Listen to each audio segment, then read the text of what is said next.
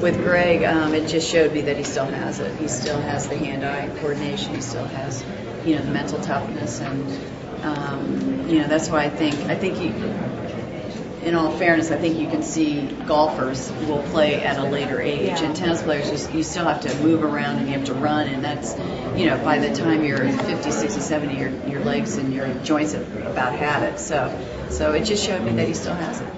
Easier on you to play the final of a Grand Slam or to watch him play the final of a Grand Slam? It's always tough to watch because you don't have any control. It's always tough. I mean, it's easier to be in tennis, and also in tennis, you're getting rid of your nerves because you're always moving and your heart's beating.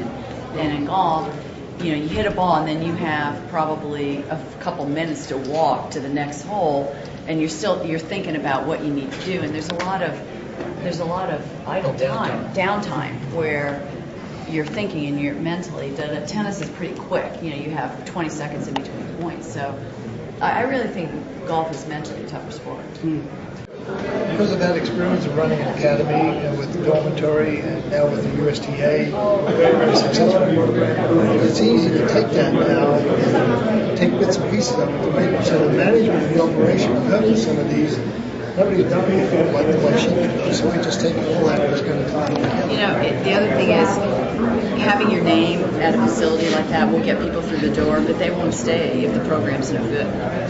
So I mean, having my name there is important to get people in, but it also will have a good program. And by program, I mean hand-picked coaches and knowing the drills and knowing the philosophy that I had when I was playing. We have done a lot out of our sports, from either being on the court or being on the golf course. I'm an Australian who came into America, did very well in the United States, and now going on a global basis. So it's time for us to get back. We get back in a lot more ways when people really understand or see the things we do behind the scenes for charities and for children. But at the same time, if we can pull one great player out of the Dominican Republic, golf or tennis, we've done our job, because we've injected the enthusiasm for either tennis or sport through the Costablanca development. So we'll do our job, and we'll make sure that happens, because we would love to see somebody come along and win more slams than Chrissy, or become more successful than I have on or off the golf course. Again, we still have the Williams sisters and Lindsay Davenport, and I think that what happened, everyone thinks that America has sort of failed in some respect, but what's happened is the world's caught up, and now you're having players coming out of the woodwork, these small remote countries where tennis is number one in their country. So I think that the United States tennis, I think we have to take stock of what's happening and try to really